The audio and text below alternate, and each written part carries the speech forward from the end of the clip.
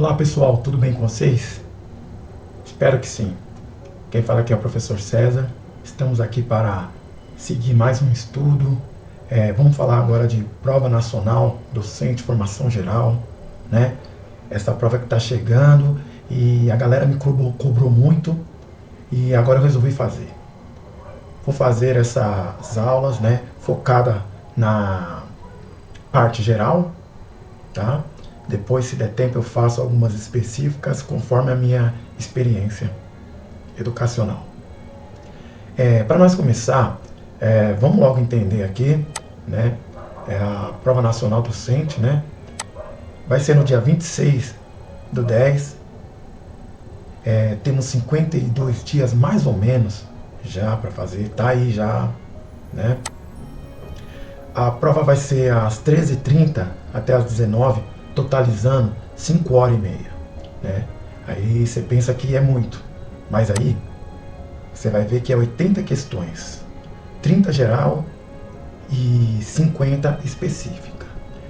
Na geral, vai ter um estudo de caso ainda, então são 30 questões gerais, com mais o estudo de caso e 50 específica, ou seja, a sua licenciatura. Totalizando, na geral, né, é onde vai cair a redação. Né, vai ser nessa de 30 aqui, ó, 30 geral. Então, eu já fiz uma análise e são 24 temas e nós vamos trabalhar esse tema. Tá ok? E tem mais. Eu vou dividir essas aulas em duas partes, né? A primeira parte vai ser mais um documento mesmo, uma leitura do documento, porque eu pesquisei muitas apostilas, estou estudando já tem um tempo para fazer essa prova, vídeos, livros, estudei bastante apostila, então eu ajuntei tudo que é interessante, combinei com outras provas, né? Inclusive as provas que caiu da banca, que vai realizar, e eu criei uma forma rápida e direta de estudo, né? E como acredito que muitos dos que vão fazer essa prova são professores, né?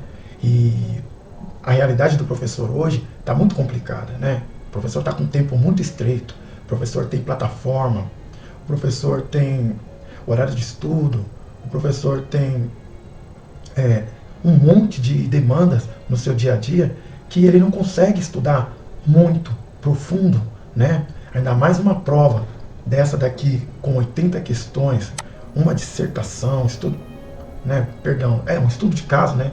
Seria, e é complicado. E eu também vou prestar essa prova e eu acredito que eu consegui construir um documento junto com um podcast muito interessante, muito legal. Vocês vão ver que foi feito com muito carinho, tá? Com muito carinho, muita dedicação e com foco para os professores, principalmente aqueles que não têm tempo, né? Vamos lá. Vou voltar aqui um pouquinho, tá? Para mostrar a minha formação, mostrar quem sou eu, né? Eu sou o professor César, né?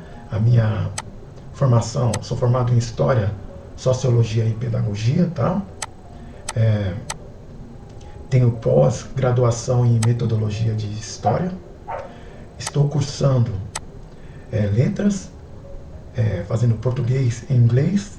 Também estou terminando já pós-graduação em História do Brasil. E tenho um pouquinho mais, né? Isso é só para vocês entender, né? Que eu estou falando e entendo um pouquinho do que vai ser cobrado essa prova, né? Na área pedagógica, já fiz muitos concursos públicos, né? Sou concurseiro aí, quem me conhece sabe aí que eu não posso ver um concurso. Mas, vamos lá. Aqui eu já falei. Aqui, galera, todos os temas que eu vou tentar abordar dentro desse tempo até chegar à prova, tá? O primeiro tema que nós vamos trabalhar vai ser Filosofia da Educação. Já preparei, nós vamos discutir agora esse tema, tá bom? Vou deixar aqui também o nome do meu canal, que é canal Encontros Misteriosos. Lá dentro do canal vocês vão encontrar uma playlist chamada X da Questão, que eu vou direto na questão, não gosto de enrolar muito, né? Essa daqui eu tô só explicando um pouco mais, porque é o primeiro vídeo, né? Para vocês me conhecerem, né? E para nós ter uma interação melhor, né? Quando começar a discutir o tema na particularidade, né? O próximo vídeo não vai ter essa apresentação, vai focar, vai ser direto no vídeo, tá bom? E vamos lá, explicando, só para terminar, vai ter um podcast. Esse podcast, já mudei aqui, né? Ele é focado e centralizado dentro do tema e os documentos que eu estudei, tá? Então ele é muito divertido, ele é um podcast poderoso, né? Que ele traz a questão na íntegra, né? No chão da escola, o que realmente acontece, não no papel, mas o que acontece ali de verdade. Então é muito potente, né? Esse podcast que eu criei, né? Criei com muito carinho, dedicação e prestei bem atenção nos detalhes e coloquei lá, né? As questões mais importantes. Sabe quando você estuda uma apostila, lê um livro e depois você vai fazer um simulado?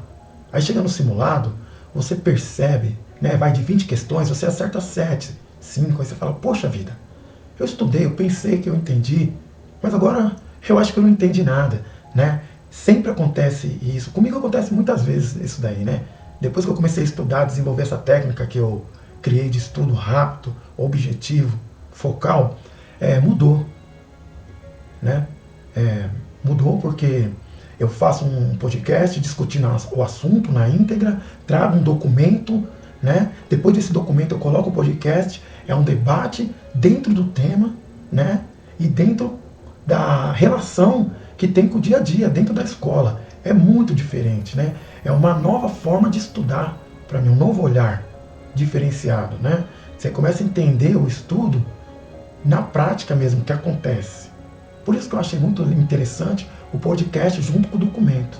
Tá? Eu coloquei aqui, ó, foco na preparação, perdão, deixa eu voltar. Aqui, ó. Foco na preparação dos professores com uma visão mais direta, de acordo com a realidade em que o professor vive hoje, né? Foi o que eu falei, né? O professor hoje não tem muito tempo para debruçar nos documentos, né? Nossa vida é muito corrida, né? E quando encontra uma forma assim fácil e direto de absorver os conteúdos, é muito bom. Difícil achar um vídeo, né, que explique assim dessa forma mais rápida e direta, né? Acredito que talvez você vai encontrar aqui e talvez alguns outros, mas na maioria você vai ver bastante vídeo longo, pegar bastante apostila extensa, e a minha ideia é diminuir isso daí com qualidade, tá bom? Então, eu chamei o nome do podcast de A Cereja do Bolo, né? Que ele é um debate curto, direto e contextualizado, né? Chega de conversa, né? Vamos direto ao ponto. Um abraço, tá bom? Já vou colocar aqui o documento e na sequência o podcast. E só peço para você que, se for possível, você curte, deixa o seu like, ativa o sininho para pegar o próximo vídeo, né? É claro, se você gostar. Se você não gostar, você pode deixar o dislike também. Eu aceito com todo carinho, tá bom? E a intenção aqui é só ajudar, tá ok? Vamos lá.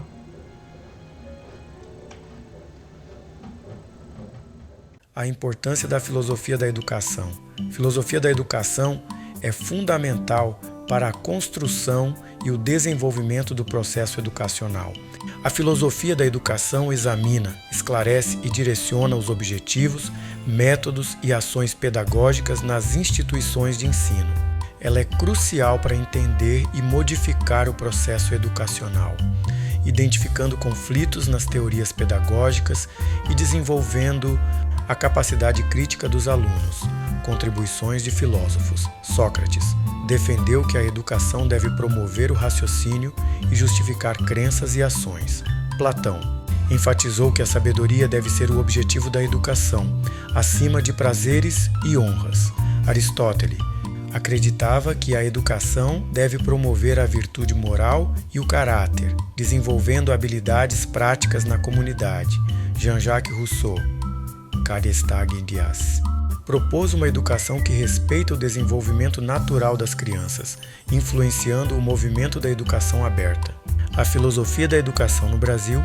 No Brasil, a filosofia da educação começou a se desenvolver no final do século XIX, buscando um modelo que integrasse aspectos tradicionais e progressistas. A Escola Nova, defendida por pensadores como Paulo Freire, buscou reformular a educação nacional. A filosofia da educação é, portanto, um campo essencial que orienta práticas pedagógicas e contribui para a formação de cidadãos críticos e participativos na sociedade. É isso aí, pessoal. Agora é a hora do podcast poderoso, milagroso e salvador. A cereja do bolo. Curte aí.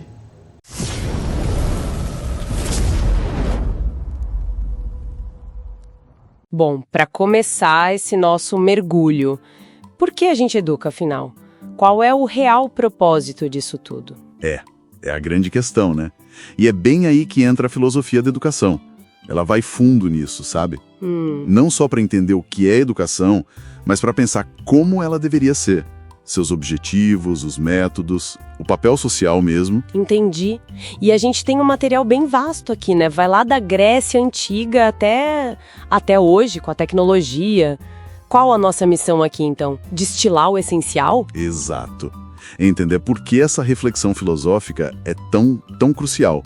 Porque ela é a base, o alicerce invisível do planejamento todo, sabe? Definir que tipo de pessoa, que tipo de sociedade a gente está mirando construir. Faz sentido. Sem essa bússola, a gente fica meio perdido, né? Pois é. Ok, então vamos lá. Começando pelas raízes. Grécia Antiga, Sócrates. Isso. Sócrates foi um divisor de águas. Ele tirou o foco da natureza das coisas e trouxe para o ser humano, para as questões da vida, da ética e o método dele, a maiêutica. Ah, o parto das ideias. Justamente. A ideia era ajudar a pessoa a encontrar o conhecimento dentro dela mesma, pela razão, pelo diálogo, educação como busca pela verdade interior. Que legal. E Platão e Aristóteles, os discípulos, seguiram essa linha. Então, aí já começa a aparecer uma tensão interessante. Platão, ele via a razão acima de tudo, né?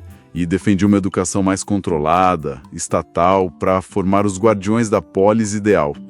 Quase um currículo definido de cima para baixo? É, por aí. Já Aristóteles, ele era mais pé no chão, mais prático. A virtude, para ele, se aprendia na comunidade, na ação. É dele aquela famosa ideia, aprende-se fazendo. Ah, interessante. Então já temos aí um contraste, né? Saber ideal versus saber prático na comunidade. Exatamente. E essa tensão, olha, ela vai longe. Se a gente pular séculos, lá na modernidade, tem Rousseau. Rousseau, o Emílio, né? Esse mesmo. Ele acreditava na bondade inata da criança. A educação para ele devia ser o mais natural possível. Proteger a criança da sociedade que ele via como corruptora. O professor seria mais um guia, assim, discreto. Nossa, bem diferente do modelo tradicional. Totalmente. E aí, séculos depois, vem outro nome de peso, John Dewey, lá nos Estados Unidos. Um pragmática. Dewey, aprender fazendo também. Isso, mas com foco diferente de Aristóteles. Para Dewey, a educação era essencial para fortalecer a democracia. A escola não podia ser uma bolha. Tinha que conectar o aprendizado com a vida real, com os problemas da sociedade. De virada, então, se Rousseau queria meio que isolar o indivíduo para protegê-lo, Dewey queria integrá-lo para transformar a sociedade. Exato. Outro grande eixo de tensão. Individualismo versus foco social. E como essas ideias viraram correntes filosóficas mais definidas na educação? Bom, elas se agruparam, né? A gente tem, por exemplo, o idealismo, o perennialismo, mais focados em ideias universais, nos grandes clássicos. Do outro lado, o realismo, o essencialismo. Ah, o essencialismo foca no básico, né? Ler, escrever, contar, o professor mais central. Isso, conhecimento empírico, habilidades fundamentais. E tem o pragmatismo, com o progressivismo de Dewey, valorizando o útil resolver problemas. E também o existencialismo. Que coloca o aluno no centro, né? A liberdade, a escolha individual. Exato. A responsabilidade do aluno em construir seu próprio sentido, sua própria existência. Essa oposição entre essencialismo, transmitir uma essência, e existencialismo, construir a existência, é um debate-chave. E aqui no Brasil, como isso tudo ressoou? Ah, ressoou muito. Nos anos 30, tivemos a Escola Nova. Figuras como Anísio Teixeira, inspirados em Dewey, lutando por uma escola pública, laica, gratuita, para combater a nossa desigualdade histórica. Um marco importante. Com certeza. E depois, claro, Paulo Freire, que trouxe uma visão poderosíssima da educação como prática da liberdade, né? Uma ferramenta de conscientização e transformação social para os oprimidos. A ideia de educação para a liberdade. Isso conecta muito com os debates de hoje, principalmente sobre tecnologia, não? Totalmente. Chegamos num ponto nevrálgico. A tecnologia na educação. Há um discurso otimista, claro. Acesso, personalização. Mas sempre tem um mas, né? Sempre. E aquele importante. Pensadores críticos lá da escola de Frankfurt, por exemplo, já alertavam: o avanço técnico não significa avanço humano. A tecnologia pode servir para dominação, para barbárie. Forte isso. A tecnologia não seria neutra, então. Essa é a grande questão. Será que ela é só uma ferramenta ou será que o uso constante, a lógica dela, não estaria mudando a nossa forma de ser, de pensar, o que alguns chamam de uma reconfiguração antropológica? Uau! Reconfiguração antropológica, quer dizer, a tecnologia mudando o que significa ser humano. É essa a provocação. Será que ela não impõe um ritmo, uma forma de raciocínio mais instrumental, e a gente vai se adaptando sem perceber? Por isso a filosofia da educação é tão vital hoje, para a gente pensar criticamente sobre isso. Para que a tecnologia sirva à emancipação e não só à adaptação. Exatamente. Para que ela amplie nossa humanidade em vez de reduzi-la. Então, resumindo esse nosso mergulho, a filosofia da educação funciona como essa bússola, né? Ela define o para que ensinamos e aprendemos. Influencia tudo, do currículo às políticas. Perfeito! Ela nos dá ferramentas para entender a história, mas principalmente para encarar os desafios atuais, como esse da tecnologia. É formar gente capaz de pensar, de criticar, de agir num mundo cada vez mais complexo. Essencial, sem dúvida. E fica aqui talvez uma reflexão para a gente continuar pensando. Se a tecnologia pode mesmo nos reconfigurar tão profundamente, como a educação pode fazer mais do que só nos ensinar a usar essas ferramentas? Como ela pode nos ajudar a escolher como usá-las? A garantir que o conhecimento continue sendo libertador e que a gente construa nosso futuro de forma consciente como seres humanos plenos.